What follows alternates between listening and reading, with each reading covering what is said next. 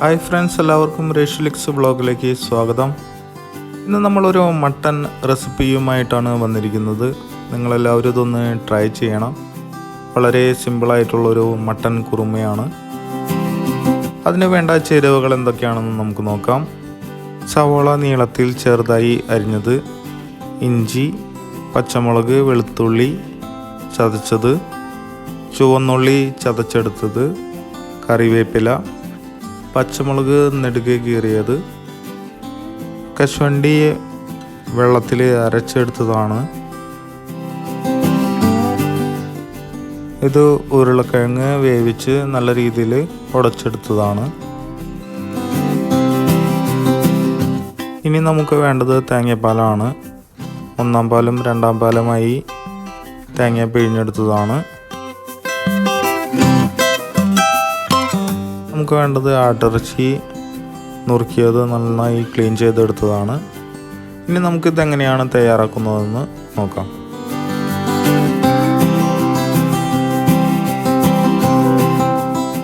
ആട്ടിറച്ചി നമുക്കൊരു കുക്കറിലേക്ക് ഇട്ട് കൊടുക്കാം. അതിനുശേഷം കറുവപ്പട്ട, ഗ്രാമ്പു, ഏലക്കായ എന്നിവ ഇട്ട് കൊടുക്കാം.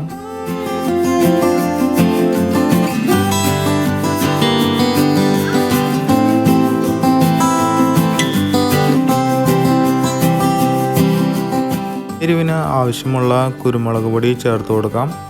ഒരു ടീസ്പൂൺ കുരുമുളക് പൊടി ചേർത്ത് കൊടുക്കാം.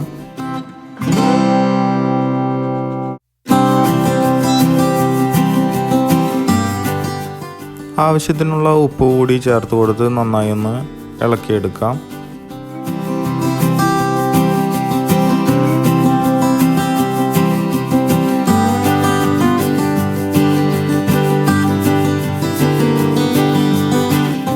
നമ്മൾ നേരത്തെ തയ്യാറാക്കി വെച്ചിരിക്കുന്ന രണ്ടാം പാൽ ഒഴിച്ച് നമുക്ക് ഇറച്ചി വേവിച്ചെടുക്കാം.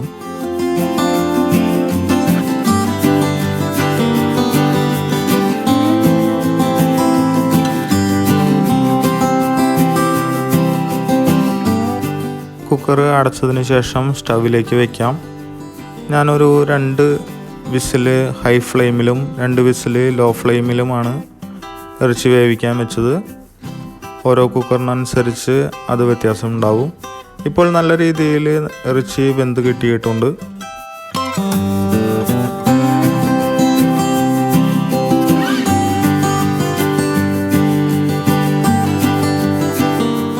ഇനി ഒരു പാത്രം സ്റ്റൗവിൽ വെച്ച് നമുക്ക് എണ്ണ ഒഴിച്ചു കൊടുക്കാം. ഞാനിവിടെ കോക്കനട്ട് ഓയിലാണ് ഉപയോഗിച്ചിരിക്കുന്നത്. അതിനുശേഷം കറുവപ്പട്ട, ഗ്രാമ്പു, ഏലക്കായ നമുക്ക് ഇട്ട് കൊടുക്കാം. വളരെ കുറച്ച് അളവിൽ മാത്രം ഇട്ട് കൊടുത്താൽ മതി.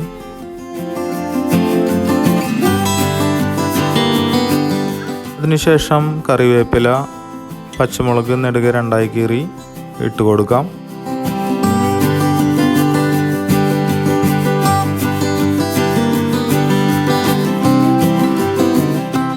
ഇനി നമ്മൾ ചേർക്കാൻ പോകുന്നത് ഇഞ്ചി, പച്ചമുളക്, വെളുത്തുള്ളി എന്നിവ നല്ല രീതിയിൽ ചതച്ച അല്ലെങ്കിൽ അരച്ചെടുത്തതാണ്. നല്ല രീതിയിൽ വഴറ്റി വെളുത്തുള്ളി, പച്ചമുളക്, ഇഞ്ചി എന്നിവയുടെ ആ പച്ചമണം പോയതിന് ശേഷം മാത്രം നമുക്ക് സവാള നീളത്തിൽ അരിഞ്ഞത് ചേർത്ത് കൊടുക്കാം.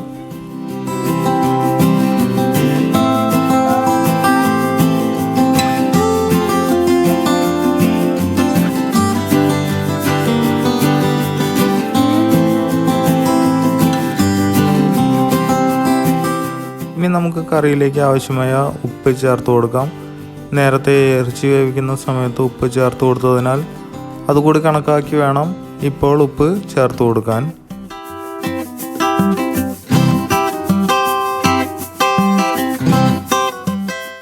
സവോള നന്നായി വഴന്ന് ഒരു സോഫ്റ്റ് ബ്രൗൺ ആയതിനു ശേഷം നമുക്ക് ചതച്ച് വെച്ചിരിക്കുന്ന ചുവന്നുള്ളി ചേർത്ത് കൊടുക്കാം.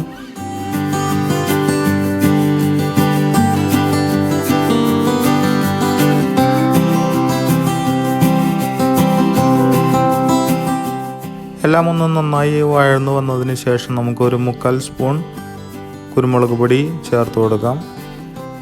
വേറെ മസാലപ്പൊടികളൊന്നും ഇതിൽ ചേർത്ത് കൊടുക്കേണ്ടതില്ല.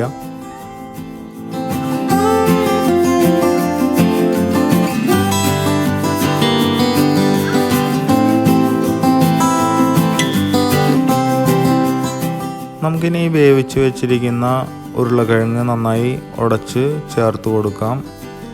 നല്ല രീതിയിൽ ഉടച്ച് ചേർത്ത് കൊടുക്കാം.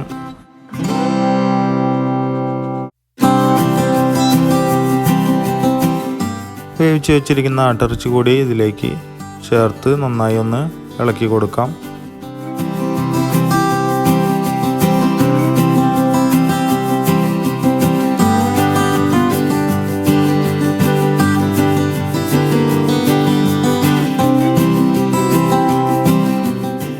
പാത്രം ഒന്ന് മൂടി വെച്ച് നമുക്ക് നല്ല രീതിയിലൊന്ന് തിളപ്പിച്ചെടുക്കാം.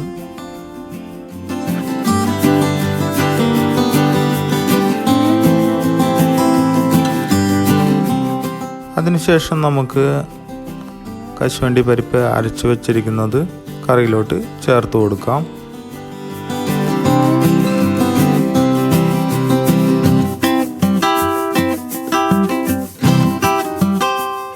ഇനി 1 ടീസ്പൂൺ പെരിഞ്ജീരകം പൊടിച്ചത് കൂടി ചേർത്ത് കൊടുക്കാം. 1/2 ടീസ്പൂൺ ഗരം മസാല പൊടി കൂടി ചേർത്ത് നന്നായി ഒന്ന് ഇളക്കിയെടുക്കാം.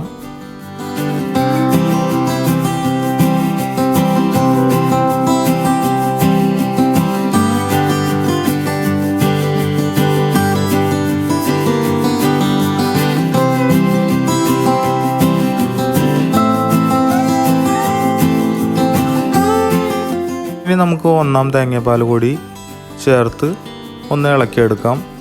1 പാൽ ചേർത്ത് കൊടുത്തതിന് ശേഷം തിളപ്പിക്കേണ്ട ആവശ്യമില്ല. അതുകൊണ്ട് സ്റ്റവ് ഓഫ് ചെയ്യാം. നല്ല രീതിയിലൊന്ന് ചൂടായാൽ മതി.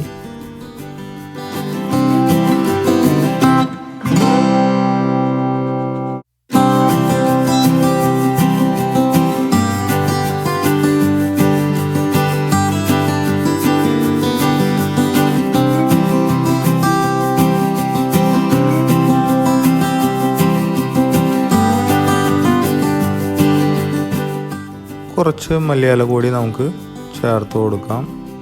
മല്ലിയിലയുടെ ടേസ്റ്റ് ഇഷ്ടമില്ലാത്തവരുണ്ടെങ്കിൽ മല്ലിയില ചേർത്ത് കൊടുക്കേണ്ട കാര്യമില്ല.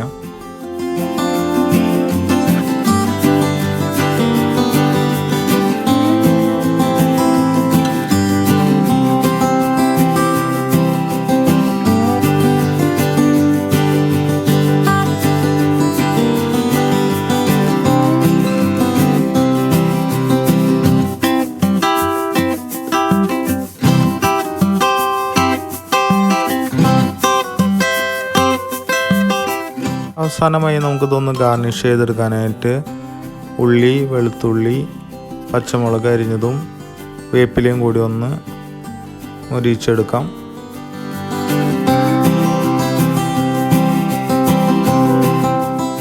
എല്ലാം നല്ല രീതിയിലൊന്നും മൊരിഞ്ഞു വരുമ്പോൾ നമുക്കത് കറിയിലേക്ക് ചേർത്ത് കൊടുക്കാം.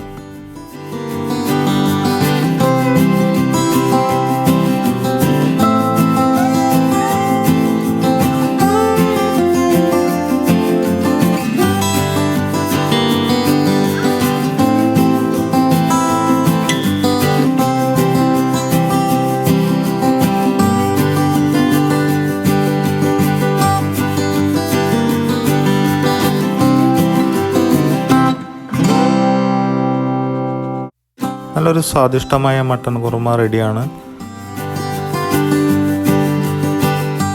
നമുക്കിത് ദോശയുടെ കൂടെ അല്ലെങ്കിൽ ബ്രെഡിൻ്റെ കൂടെയൊക്കെ കഴിക്കാവുന്നതാണ്. ഞാനിപ്പോൾ ഇവിടെ ഒരു ഗോതമ്പ് ദോശ റെഡിയാക്കി എടുത്തിട്ടുണ്ട്. ഗോതമ്പ് ദോശയുടെ റെസിപ്പി ഞങ്ങളുടെ അടുത്ത വീഡിയോയിൽ അപ്ലോഡ് ചെയ്യുന്നതാണ്. മട്ടൻ കുറുമ റെസിപ്പി നിങ്ങൾക്ക് ഇഷ്ടമായാൽ ലൈക്ക് ചെയ്യാനും കമൻറ്റ് ചെയ്യാനും മറക്കരുത്.